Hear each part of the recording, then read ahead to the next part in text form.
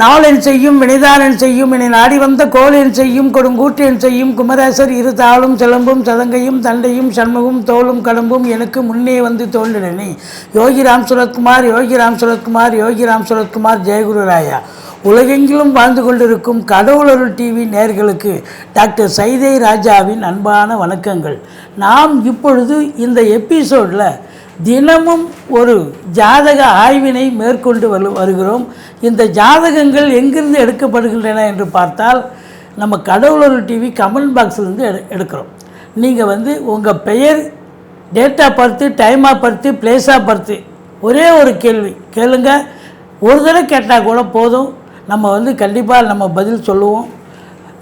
மேற்கொண்டு எனக்கு இந்த ஜாதகத்தை ஏஎல்பி ஜோதிடத்தை எனக்கு கற்றுத்தந்த உயர்திரு பொது உடை மூர்த்தி அவர்களுக்கு இந்நேரம் நான் நன்றியினை சொல்ல கடமைப்பட்டிருக்கிறேன். வாங்க ஜாதக ஆய்வுக்குள் செல்லலாம். எங்கள் ஜாதக ஆய்வு உங்களுக்கு ரொம்ப பிடித்தமையால் உங்களை பொறுத்தவரையிலையும் மற்றவங்களுக்கு ஷேர் பண்ணுங்கள், சப்ஸ்கிரைப் பண்ணுங்கள், மறக்காமல் சப்ஸ்கிரைப் பண்ணுங்கள். நன்றி. ஸ்ரீ ராகவேந்திரா. இப்போது ஒரு ஜாதகத்தை நம்ம ஆய்வு பண்ணுவோங்க.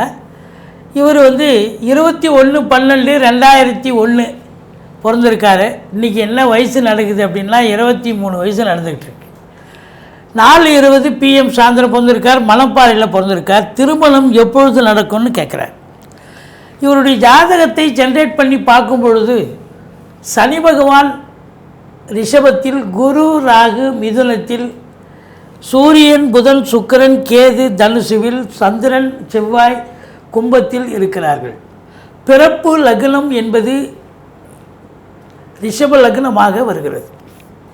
இப்பொழுது வயதின் லக்னம் வளரும் லக்னமாக ஏழ்வி லக்னம் கடகமாக வருகிறது. இந்த ஏழ்வி லக்னம் எப்போ ஆரம்பிச்சது அப்படின்னு பார்த்தீங்கன்னா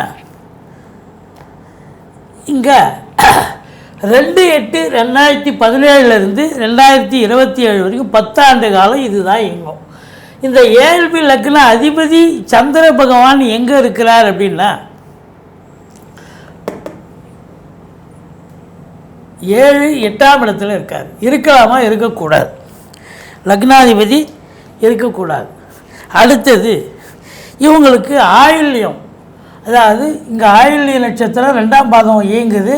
அதனுடைய அதிபதி புத பகவான் எங்கே இருக்கிறார்? அது 6ஆம் இடத்துல இருக்கார். ஸோ இதுவும் சரியில்லை, அதுவும் சரியில்லை. அப்போது இந்த ஆயில்யம் 3 போய் ஆயில்யம் 4 போகும். அப்போ அது வரைக்கும் இவங்களுக்கு திருமணத்துக்கான உகந்த காலம் அல்ல. ஸோ அதுக்கப்புறம் பார்த்திங்கன்னா இந்த ஏழ்வி சிம்மம் மாறணுங்க.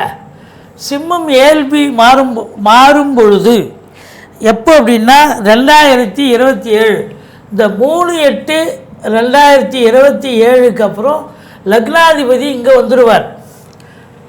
சிம்ம லக்னம் ஆகிடும். சிம்ம லக்னம் அப்படின்னா இந்த லக்னாதிபதி சூரியன் எங்கே இருக்கார்? 5ல் இருக்கார். நல்லா இருக்காரா? நல்லா இருக்கார்.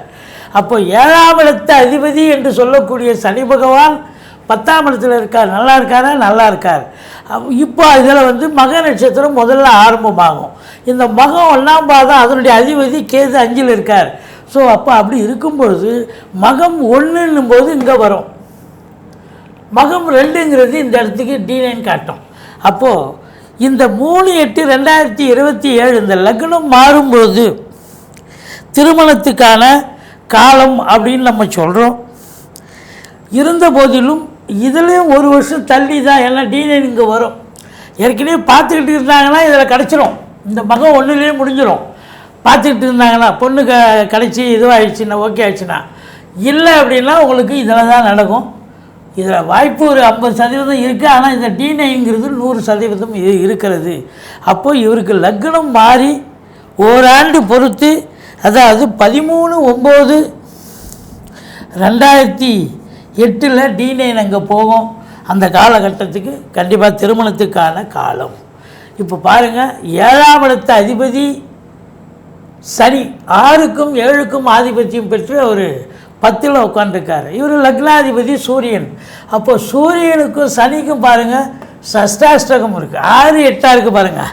இப்படி பார்க்கும்போது 6, அப்படி பார்க்கும்போது 8 வரும் பாருங்கள். இருந்தாலும் இவங்களுக்கு திருமணம் நடக்கும். ஒற்றுமையாக இருப்பாங்களா அப்படிங்கிறது கொஞ்சம் இதுதான். பட் இருந்தாலும் சண்டை சச்சரவு தான் போகும், குறையில்லை. ஆனால் திருமணத்துக்கான காலம் இது. இந்த லக்னம் மாறும்பொழுது திருமணத்துக்கான காலம். ஏற்கனவே பார்த்து வச்சுருந்தாங்கன்னா அதுவும் ஏன்னா இன்னும் 2-3 வருஷம் இருக்கேன். ஸோ அப்போ பார்த்துட்டு இருந்தாங்கன்னா இதில் நடக்கும், இல்லைனாக்கா இதில் டீனைன் செல்லும் பொழுது நடக்கும் என்று சொல்கிறோம். நன்றி, வாழ்க வளமுடன். கடவுள் அருள் டிவியை பார்த்தமைக்கு நன்றிகள். மேலும் இது போன்ற தகவல்களை தெரிந்து கொள்ள கடவுள் அருள் டிவியை சப்ஸ்கிரைப் செய்யுங்கள். மறக்காமல் பெல் ஐக்கானை கிளிக் செய்யுங்கள்.